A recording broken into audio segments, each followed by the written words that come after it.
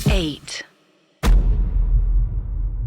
अर्श, अगर बात अश्वत्थामा की बात करने से पहले अर्श मैं एक मेरे बड़े फेवरेट रिसर्चर है जिनका नाम है नीलेश नीलकांत ओक। मैंने उनकी वीडियोस वगैरह भी आपके साथ भी शेयर किए हैं जी।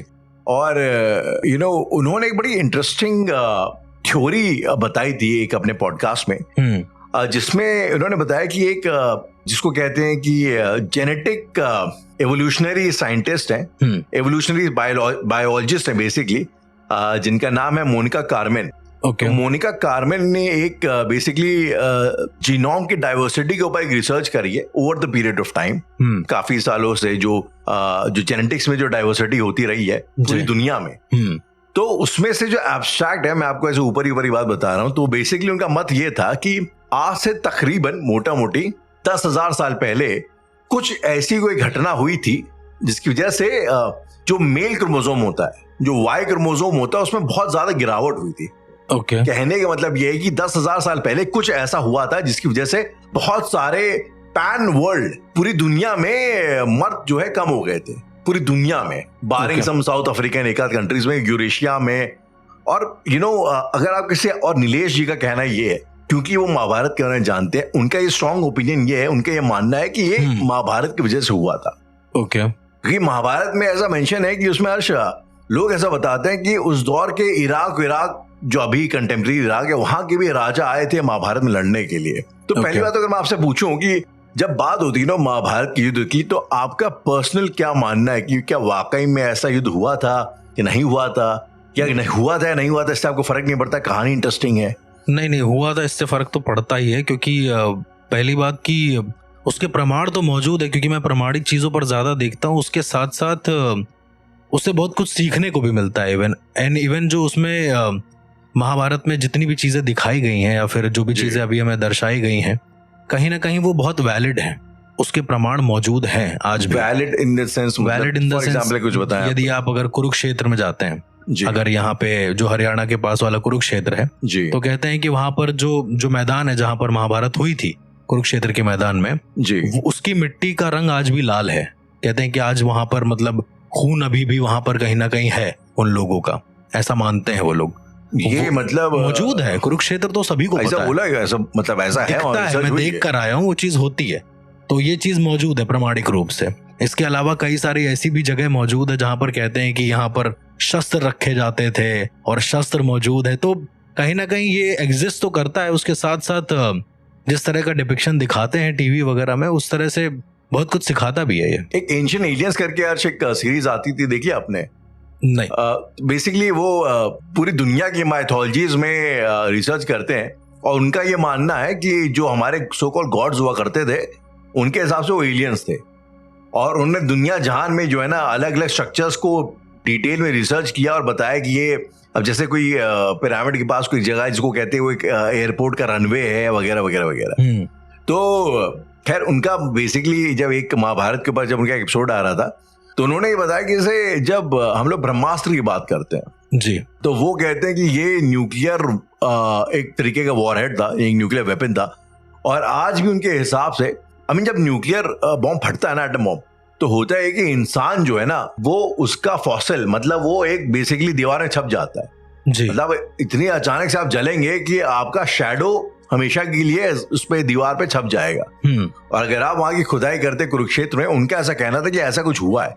ओके। अब इसके इन डिटेल मैंने पढ़ा नहीं, उड़ते उड़ते मैंने कहीं सुना था कि ऐसा कुछ होता है कि कि कुछ ऐसे पत्थर पाए गए जिसमें एक इंसान छपे हुए हैं, मतलब ऐसे बम फटा कि छप ही गए। ओके। तो खैर ये सब चीजें हैं। अगर बात करें हम लोग अश्वत्थामा की, जो हमारा टॉपिक है, तो अर्श पहली बात तो अश्वत्थामा के बारे में क्या मोटा मोटी सब जानते हैं। अब एक पिक्चर भी आने वाली है अश्वत्थामा का एक मेन कैरेक्टर लेके कल की, बड़ी इंटरेस्टिंग फिल्म है, हम लोग उसका बड़ा बेसब्री से इंतजार भी कर रहे हैं। अश्वत्थामा कैरेक्टर के बारे में आपका अगर मैं ओपिनियन पूछूं तो क्या है, before we go into this character life and all? Ashwatthama character जो है अपने आप में शायद मेरे हिसाब से बहुत यूनिक कैरेक्टर है पूरे महाभारत का, और सबसे ज्यादा इंटरेस्टिंग कैरेक्टर है, क्योंकि अब बहुत सारे लोग कहते हैं चिरंजीवी हैं, जिंदा हैं, आज भी मंदिर में आते हैं, तो उसके एक नहीं 1000 लोग यही बात कहते हैं कि वो जिंदा हैं।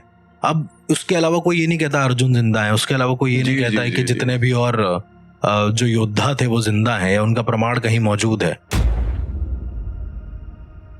मेनली अश्वत्थामा को ही ज्यादा आगे रखते हैं और ऊपर से उनके बारे में जो एक मोटा मोटी सारे लोग बताते हैं कि वो जब किसी को दिखते हैं या फिर कुछ ऐसा होता है, कई लोगों ने क्लेम भी किया कि उनको दिखते हैं कि शरीर से खून की दुर्गंध आती है, कुछ ऐसा होता है। वो कहते हैं ना कि ये उनके घाव का जो उनका जो घाव रिश्ता रहता है कुछ ना कुछ। तो ये इस तरह का अश्वत्थामा के बारे में बहुत सारे भ्रांतियां भी मौजूद हैं और अब प्रमाण तो नहीं कह सकते, लेकिन बहुत सारे लोग कहते हैं कि वो दंतियां हैं कि बीजापुर के मंदिर में अभी भी वो शिवलिंग पर श्रृंगार करने आते हैं हर रोज और उसके बाद वो चले जाते हैं। मिस्टीरियसली इंटरेस्टिंग कैरेक्टर अश्वत्थामा गया। तो अगर उसकी कहानी पाए तो भाई अश्वत्थामा बिल्कुल द्रोण और कृपि के बेटे थे। इनका जन्म इंटरेस्टिंगली टपकेश्वर महादेव मंदिर में हुआ था, जो कि देहरादून में, मतलब मेरे होम स्टेट में। मैं रिसेंटली वहां से होके भी आया। अब मुझे पता नहीं था कि मंदिर ये इसलिए फेमस है, अश्वत्थामा का जन्म हुआ है यहाँ पे।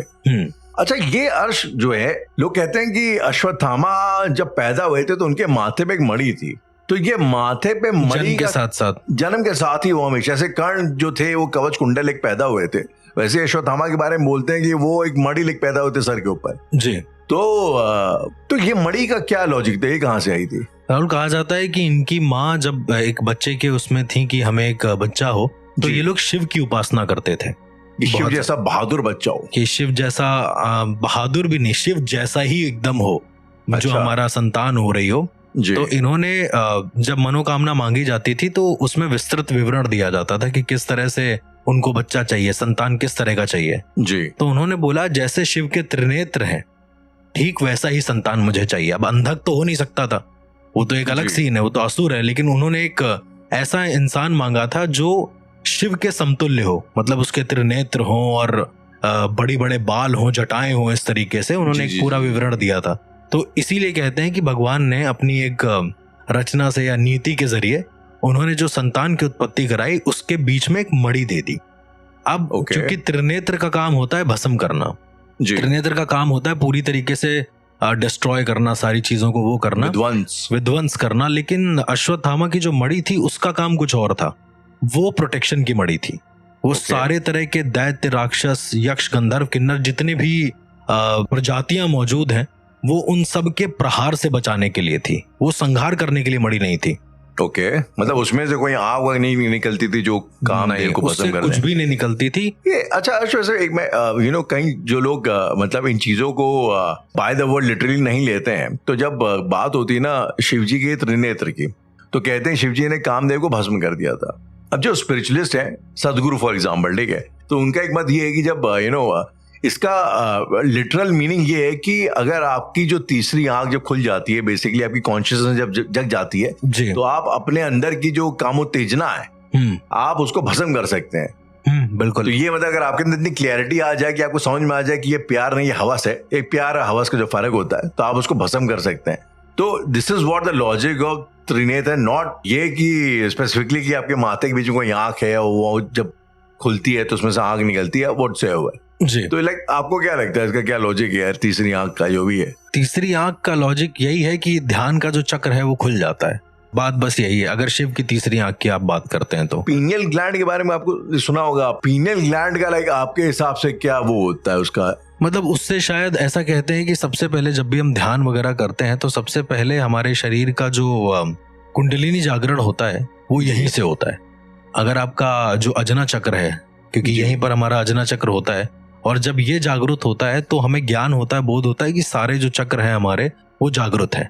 वरना आपको पता नहीं लग पाएगा कि आपका मूलाधार चक्र कब जागृत हो रहा है, कौन सा चक्र कब जागृत हो रहा है, तब तक पता नहीं लग पाएगा जब तक आपका अजना चक्र विकसित ना हो। तो या एक तरीके से जो त्रिनेत्र का कॉन्सेप्ट है वो शायद यही है। वैसे टेक्निकली स्पीकिंग तो उसको वो ज्यादा तो पीनियल ग्लैंड बोला ये जाता है कि वो कॉन्शियस माइंड और सबकॉन्शियस माइंड के बीच का ग्लैंड है। अगर वो एक्टिवेट हो जाता है तो आपका कॉन्शियस आपके सबकॉन्शियस से एक हो जाता है, समथिंग दैट। अलग अलग तरीके मानने का जी। कमिंग बैक टू अश्वत्थामा, अब ये कहते हैं कि जब द्रोण जो है काफी गरीब थे, और एक स्टोरी है शायद आपने भी महाभारत की देखी होगी या पढ़ी होगी, जब वो नहीं है जब इतने गरीब थे कि जब अश्वत्थामा दूध मांगा करते थे जी। तो द्रोण जो है थोड़ा बहुत चीनी, थोड़ा बहुत चावल लेके उसको पीस करके कृपी को बोलते थे मुंह पे लगा दो कि इसको ऐसा भ्रम हो जाएगी उसको दूध। ये स्टोरी पता नहीं कहीं ना कहीं मेरे जहन में काफी अंदर तक बस गई थी जी। और उसके बाद द्रोण जाते हैं पांचाल, बड़ी नॉन कहानी कि वो पांचाल नरेश के पास जाते हैं द्रुपद के पास, कि वो उनके बचपन के दोस्त होते हैं। जी। कहते हैं कि भाई दोस्ती के लिए कुछ करो, पैसा ऐसा दो, लेकिन वो भगा देते हैं उनको, बोलते हैं तुम तो बताओ गरीब आदमी, तुमने सोच भी कैसे लिया कि तुम्हारी मेरी दोस्ती हो सकती है।